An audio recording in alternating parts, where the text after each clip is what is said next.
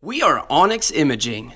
We are the highest rated and most reviewed printer service center in Oklahoma.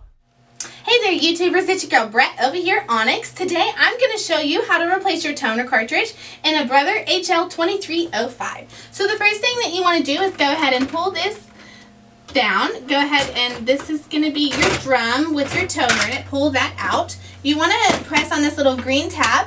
You're going to pull out your toner. This is going to be your toner. What you're going to do is take your new one and you're going to stick it in your drum. Once it clicks, you know it's in there. Then you just take the whole thing, stick it back in there, shut your door, and then once you shut that, your printer should initialize.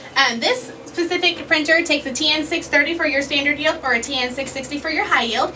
If you're in need of any supplies or quotes, give your girl Brett a call and have a great day. Thank you for watching.